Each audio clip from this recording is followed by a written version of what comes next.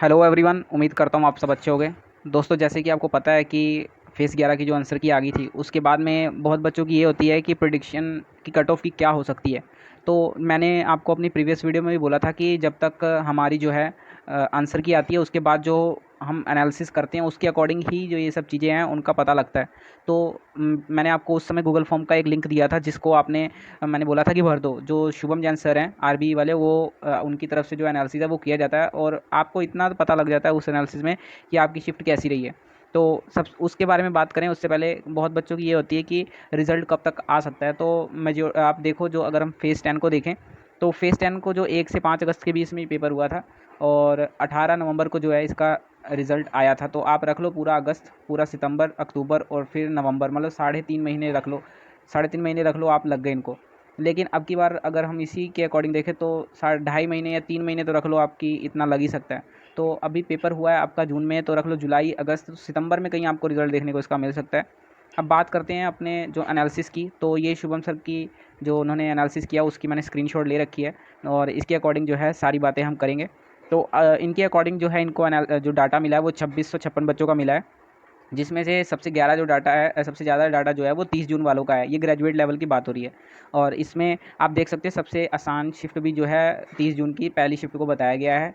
और जो 27 जून वाली जो शिफ्ट है, शिफ्ट 4 ग्रेजुएशन वालों की, वो सबसे उसमें जो है उनको टफ़ बताया गया इनके तरफ से।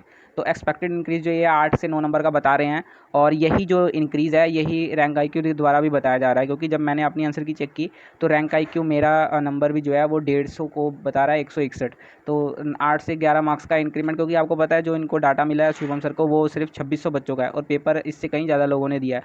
तो हो सकता है कि जो ये टोटल जो आपको यहाँ पे दिख रहा है, ये आप देख सकते हो, जो ये टोटल यहाँ पर दिखाया हुआ है इन्होंने, ये वाला, ये हो सकता है कि थोड़ा कम हो। क्यों कम हो? क्योंकि जो है ये डाटा सिर्फ 2656 बच्चों का है और ये डाटा जो है अच्छे बच्चों का है, जो कि जिनको वाकई पेपर का वो होता है कि हमने एनालिसिस जो है वो देखना है, हमें भरना है। बाकी जो बहुत सारे बच्चे ऐसे होते हैं जो इनको चेक भी नहीं करते हैं, तो वो उनकी मेजोरिटी जो है 80 90 ऐसे होती है, लेकिन यहाँ पर 127 है टोटल।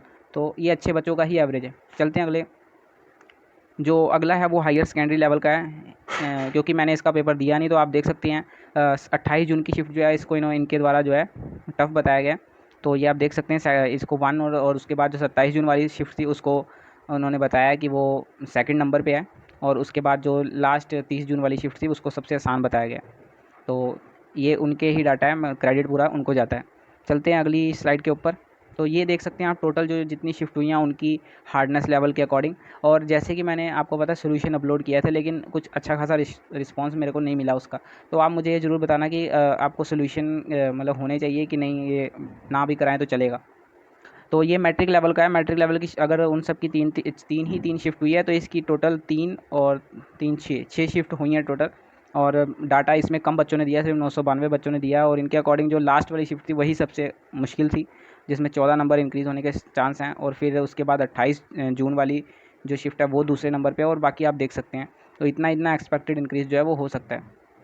और इसके बाद जो है आपको पता है जब रिज़ल्ट अनाउंस होगा तो आपको पता है इसका रिज़ल्ट सितंबर महीने में आएगा। तो उसके बाद हर एक पोस्ट की जो है वो कैटेगरी वाइज़ जो है कट ऑफ होगी और उस कैटेगरी वाइज़ कट ऑफ को जो क्लियर करेंगे उनको अपने डॉक्यूमेंट्स भेजने होते थे, सेल्फ अटेस्टेड और सारे डॉक्यूमेंट्स लगाकर। ये था पिछली बार वाला सीन। लेकिन अब की बार आप देख सकते हैं कि ये जो नोटिफिकेशन में मेंशन है कि अब की बार हो सकता है पॉसिबली, देखो आप, ये लिखा हुआ है कि जो स्क्रूटनी स्टेज के लिए क्वालिफाई करेंगे उनको अपने सेल्फ अटेस्टेड कॉपीज़ जो है वो भेजनी पड़ेगी in possibly in online mode through web link और any other mode decided by commission. तो हो सकता है अब की बार थोड़ा आपको रिजल्ट अच्छा देखने को मिले, क्योंकि एनआर रीजन का आप देखो सबसे जो मतलब कह सकता हूँ मैं कि सबसे बेकार रीज़न जो है वो है, चाहे उनके जो मर्जी रीज़न हो कि उनके पास मैन पावर नहीं है, जो भी कारण है, वो पीछे अभी उनको ऑफिसर्स की भी ज़रूरत थी, लेकिन अल्टीमेटली नुकसान तो यहाँ पे कैंडिडेट का हो रहा है। तो एनआर रीजन का आप लगा लो कि अभी 8 और 9 फेस 8 और 9 के ही जो हैं वो सारे पोस्ट के रिज़ल्ट क्लियर नहीं हुए हैं, तो आप 11 की क्या उम्मीद रखोगे एनआर रीजन से? और सबसे ज़्यादा पोस्ट भी जो है वो एनआर रीजन ही निकालता है। तो इसलिए इस चीज़ की बहुत ज़्यादा ज़रूरत है। अब देखना ये है कि अभी मैं अपना ही बताऊँ तो फेस 10 के अंदर ही जो एक पोस्ट है एनआर रीजन की, मेरा उसका अभी तक स्क्रूटनी रिज़ल्ट ही नहीं आया है, तो आगे मैं क्या ही उम्मीद रखूँगा। तो ये था इस वीडियो में। इसके अलावा आपकी और कोई क्वेरी है तो आप ज़रूर बताना और जो भी होगा मैं कमेंट सेक्शन में देखता हूँ उसको। और पिछली वीडियो जो हमारी फेस 11 के आंसर की आई थी, उसमें बहुत सारे बच्चे जो थे वो ये पूछ रहे थे इतने मार्क्स हैं, एनी चांस ये वो। तो देखो, आपको कोई परफेक्ट कट ऑफ कोई नहीं बता सकता। आप अपनी प्रेडिक्शन देख लो कि कितने नंबर आपके इंक्रीज़ हो सकते हैं। रैंक आईक्यू जो है उस पे भी वो आपके जो रैंक आफ्टर नॉर्मलाइजेशन थोड़ा बहुत दिखा देता है।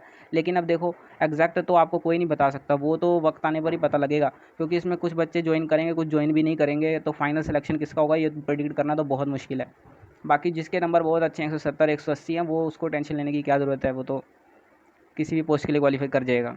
तो जिसके मार्क्स थोड़े कम हैं वो उनको होता है, लेकिन वो भी अब डिपेंड करता है आपने किस जनरल पोस्ट के लिए अप्लाई किया है या कुछ खास स्पेशल चीज़ें मांगी। इसके बारे में मैंने पहले भी बात कर ली हुई थी अपनी कट ऑफ वाली वीडियो में, तो वो आप देख लेना अगर आपको लगता है तो।